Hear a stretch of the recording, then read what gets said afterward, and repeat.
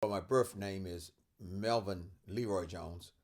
When I was working for Curtis Mayfield and the Impressions back in 1969, we were at the Carter Barron Amphitheater in Washington, D.C., and Curtis was introducing the band, and he started off with the guitar player and said his name, the bass player, the drummer, and when he got to me, he had forgotten my first name, Melvin.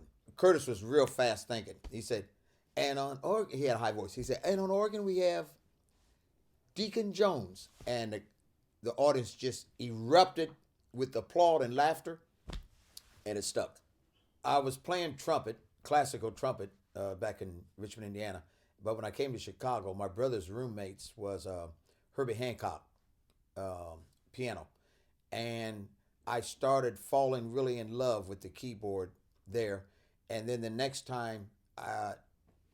year I came to Chicago, my brother was working with a Hammond organ player named Clarence Sleepy Anderson. And it just like hypnotized me, and I decided that's what I wanted to play.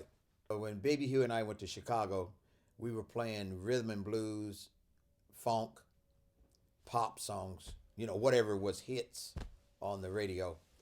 And we ran into a guitar player named Elvin Bishop, and Elvin took me down to a club called Peppers. And I'm sitting there watching this,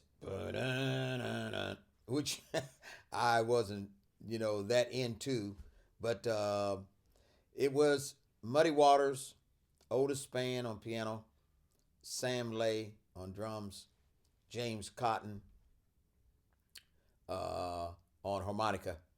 And so I was watching the greatest blues people of our time, but I didn't know it.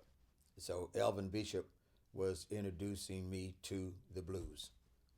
When Curtis Mayfield left the Impressions in 1972, Leroy Hudson took his place, and the Impressions jobs started being less and less because word had gotten out that Curtis Mayfield was no longer with the Impressions.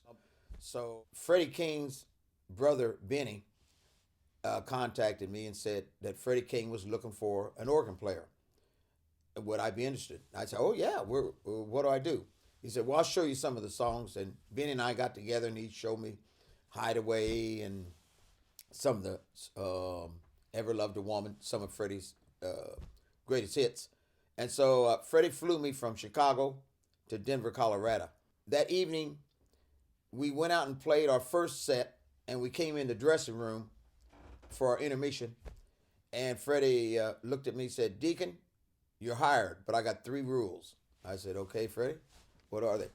He said, be on time, don't be too high that you can't perform, and don't carry anything illegal in any of my vehicles. I said, oh, that sounds fair enough to me. Then he said, do you drink? And I said, well, occasionally. He said, well, what's your preference? I said, oh, it don't matter, Freddie. Now the room's full of people, see. Freddie said, I got to keep my eye on Deacon Jones when he's around my bottle. And everybody broke out laughing, and we became instant friends. And we were instant friends right up to when he died. Freddie King passed 3 days before New Year's Eve in 1976. So I was in limbo of 1977 in Dallas. And in 1978, I was sitting at a club at the bar called Mother Blues in Dallas. And a guy came through and tapped me on the shoulder and said, Deacon, you want to see John Lee Hooker? And I said, who? He said, John Lee Hooker. He's right around the corner. Come on, man. I'll pay for you to get in. So I finished my drink. We walked around the corner, and we went in this club called The Cellar. And we went upstairs, and as we were looking down at the stage, it was John Lee Hooker, guitar, bass, and drums behind him. So I noticed that there was something missing. And so when they took their intermission, I went down to meet Hook, and I said, Mr. Hooker, I'm Deacon Jones. I used to play organ with Freddie King. He said, oh, I remember Freddie. He used to sweat when he ate. I said, yeah, that was Freddie, because Freddie loved to eat. I said, you ever use an organ? He said, oh, no, I don't travel with the organ. No. I said, can I sit in? He said, oh, I don't travel with the organ. I said, well, I'll tell you what. I'll play one song. If it don't sound right, you don't have to tell me to leave the stage. I'll leave on my own. He said, well, that's fair enough. So he was there at the Cellar for 2 nights in a row. So the second night, when they got there, I had my Hammond set on the stage over to the side, and they kicked off. And see, I already knew how to back up a singer behind working with the impressions, and I already knew blues by working with Freddie. So after we played the whole first set, we go in the dressing room, and Hook looks at me and he says, "Yo, man, can you travel?"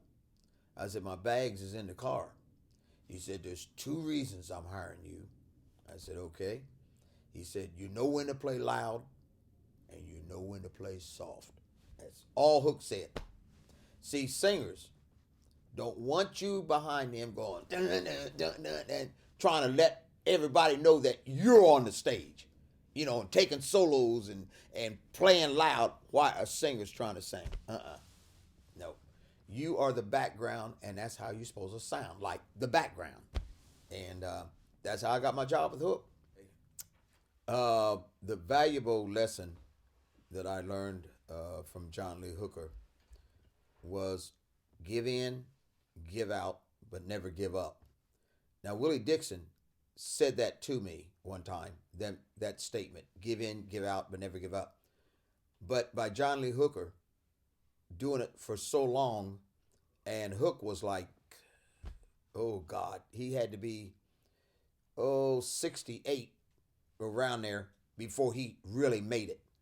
Because when I started with Hook back in 78, around 80, 81, he was only making $1,500 a night, which is really not that much money, considering he had to pay the band out of that money. He had to pay for his air flight. He had to pay for the gas of the band in the van. But when I first started with Hook, we was making $50 a man a night, and we paid for our own rooms and food. So basically what Hook paid for was the gasoline in the van, and everything else we were on our own, and there was no per diem. Hook went and got a union book one time. The salary had jumped up to $100, and he said, "Deacon, read this on the payroll on the road." I got to the chapter of payroll salaries on the road salaries. I said, "The band is to make $90 every time you perform." He said, see there, I'm overpaying the band. He was overpaying us $10. But then I kept reading. I said, and the band is to make $35 each every night they don't perform for per diem.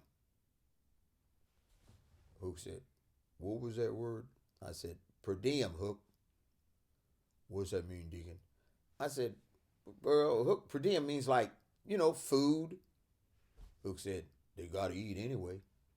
He said, "Give me that book." I had it in the book, in the garbage can. You never saw that. So that was funny. They gotta eat anyway. That was the first time Hook ever heard the word per diem in 1982. When I was in Argentina in 2004, we went to the capital, La Plata, and I was sitting right next to my manager, Dennis Sanfilippo, and we didn't know what they were saying because, of course, they were speaking Spanish. And all of a sudden, everybody stood up, started applauding, and they walked up and handed me this award. And I asked Botafogo, that's the guitar player that brought me down there, I said, "Could you tell me what this says?" And he said, "They've declared May the 10th Deacon Jones Day in Argentina."